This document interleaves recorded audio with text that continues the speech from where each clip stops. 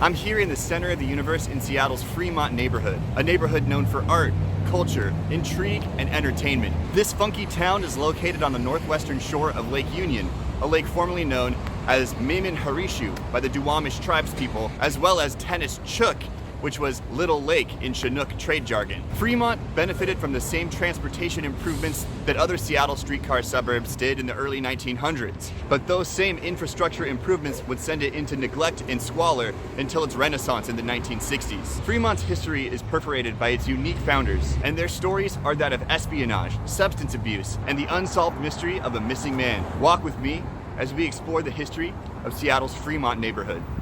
Some of Seattle's earliest land claims, dating back to 1850, were on land that would later be known as Fremont. But the area wouldn't become populated until the 1880s. One of the first claimants was 30-year-old William Strickler, a worker in Henry Yesler's sawmill, the home front of Seattle's thriving timber industry. In the summer of 1855, Strickler was sent to survey the land north of Seattle. Strickler's team walked in grid lines, mapping out where people could file land claims to build houses. These grid lines would become the basis of the street system all the way north to 85th. On this expedition, Strickler discovered a small creek running out of the lake Tennis Chuk, naming it the Outlet, noting that the water was salty, meaning it connected to the Puget Sound, and in one place, it was shallow enough to walk across. After conducting Seattle's first survey, Strickler filed his own land claim, where Fremont's business district would later be. Another worker at Yesler's mill named John Ross overheard at a 4th of July picnic Thomas Mercer discussing that the outlet could be widened and lengthened between Lake Washington and Puget Sound to create a canal that ships could pass through from one body of water to the next. The two endpoints of the future ship canal would unify both bodies of water, hence the future name of the lake in the center, Lake Union. After John Ross heard that the land near Lake Union and the outlet could become extremely valuable later on, he bought land on either side of the existing creek, most notably the land where Seattle Pacific University is.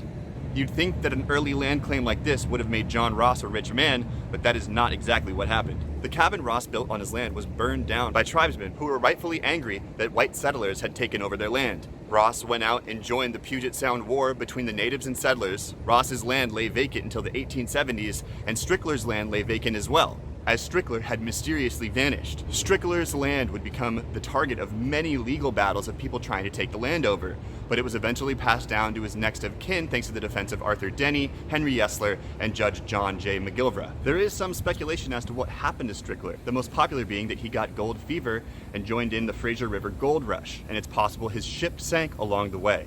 After Ross and Strickler filed the first land claims in 1850s Fremont, communities began to pop up around the area, albeit slowly. In 1866, Ross helped in founding the Lake Washington Coal Company, which struggled to transport coal from Newcastle on the eastern shore of Lake Washington to downtown Seattle, because at the time there were still no trains in the area. The mining venture was sold to a San Francisco company who developed the first train in Seattle, and Ross turned his back on the city. In 1873, Ross moved his wife and children to his property in Fremont, where he built his home, as the fear of it being burned down again had long since passed. Living outside the city raised an issue for the Ross children. They were forced to get into a canoe every morning without life jackets and row across Lake Union to get to school. Their mother, Mary Jane Ross, was insistent their kids get an education, but also insistent that they didn't drown on their way to school. So in 1875, they built a schoolroom inside their Fremont home, which educated children from Queen Anne, Fremont, and Phinney Ridge. As the community began to grow around Fremont, the school system needed to expand. In 1893, Fremont resident Benjamin Franklin Day paid the first 3 months' rent of a new school, now called B.F. Day School, Seattle's oldest school that still operates today.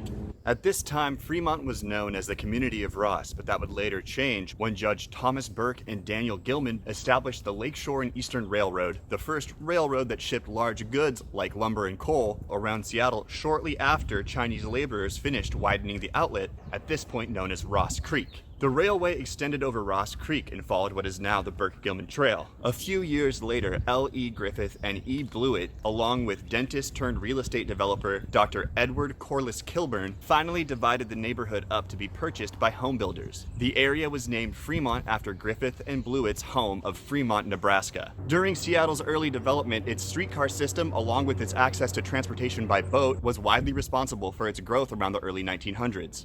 Kilburn was an early streetcar entrepreneur, but he also owned a 12-passenger steam ferry called Maud Foster, which ferried people from South Lake Union to Fremont on the North Shore. Though Kilbourne would eventually help grow Seattle's streetcar system, it was Guy Finney in 1890 who built the first streetcar line from Fremont to his estate west of Green Lake, which boasted a mansion, an English park, a ballpark, a bandstand, a herd of deer, and a collection of many other animals at the location which is now the Woodland Park Zoo. Back in 1888, Fremont was finally platted out so developers could buy and build property. Seattle's timber and shipping industry was thriving, and soon followed the construction of the Bryant Lumber Mill here in Fremont. This retaining wall was built here to separate the mill from the Lakeshore and Eastern Railroad that shipped the processed lumber out of Fremont via trestle that crossed the recently widened canal. The Bryant Mill, however, was a massive source of pollution, and it caused homesteaders to build up the hill to get away from the smoke. 1891 came and saw Fremont get annexed officially to the city of Seattle. More rail lines were built, including the Seattle-Everett Traction Company's interurban rail line. This statue, erected much later in 1979, called People Waiting for the Interurban, which depicts passengers waiting to get on the famous railway, which, like Burke and Gilman's Lakeshore and Eastern Railroad, lives on today as a bike trail following the old train route. Side note, the nightmarish dog face is actually the face of Fremont's eventual unofficial mayor, Armand Napoleon Stepanian, who offered curbside recycling service throughout Fremont in 1974. But jumping back on track, Fremont was actually the perfect place for the electric streetcars that spurned its growth. Its convenient central location, Fremont would later be named the center of the universe. This building used to be a car barn where the streetcars were stored overnight. Seattle's last streetcar screeched to a halt outside of it in 1941.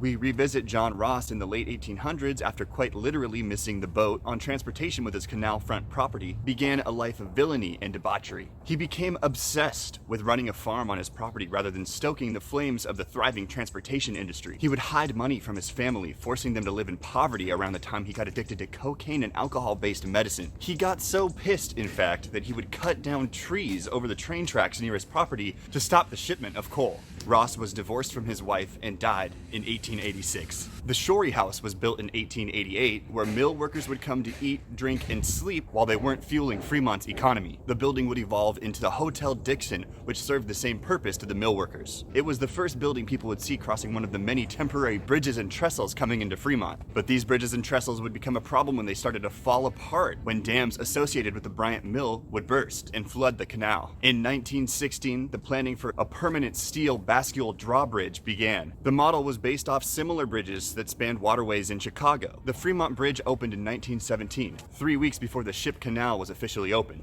though the canal wouldn't be fully finished until 1934. The Fremont Bridge sits only 30 feet above the water, and since it constantly needs to be opened and closed to let boats in, it's one of the busiest drawbridges in the entire world. The George Washington Memorial Bridge was built as a work program in response to the Great Depression. During the economic crisis, parts of Fremont had already become a shantytown near the gasworks. The personal automobile became popularized around this time, and travel by car became more common. What we now call the Aurora Bridge, thanks to Kilbourne's naming of that stretch of Highway 99, once the main thoroughfare from Washington to California, after Aurora, Illinois, Kilbourne's hometown. The construction of the bridge quite literally cast a shadow over Fremont, as traffic would skip the neighborhood entirely. After the 1930s, Fremont fell into decay and squalor. During this period, property values in Fremont were low, and it became home to low-income individuals like students and artists. One artist by the name of Roger Wheeler recounted the poor people, the old buildings, the unemployed men hanging out of buildings smoking cigarettes. Fremont remained this way until the 1970s, when community projects and dedication from individuals like Wheeler would create Fremont as it's known today. The Fremont Public Association was founded in 1974, and it aimed to end poverty, hunger, and unemployment in Fremont. Its first fundraising project was the Fremont Fair, a long-standing summer tradition that still runs to this day. Public art projects were brought to Fremont by the FPA, like the Fremont Troll under the Aurora Bridge, who holds a real VW Bug that used to be driven by an Elvis statue that at one point was stolen from the VW Bug. The Fremont Rocket, made from the tail of a World War II plane, the J.P. Patches statue after a long-running kids show on Cairo TV, Vladimir Lenin, once for sale at the Fremont Sunday Market, and is still for sale to this day, valued at $250,000. And Fremont is actually my favorite neighborhood in Seattle. So come on down and check it out, get a drink or two, and hang out with your boy. Thanks for watching, and I'll talk to you next time.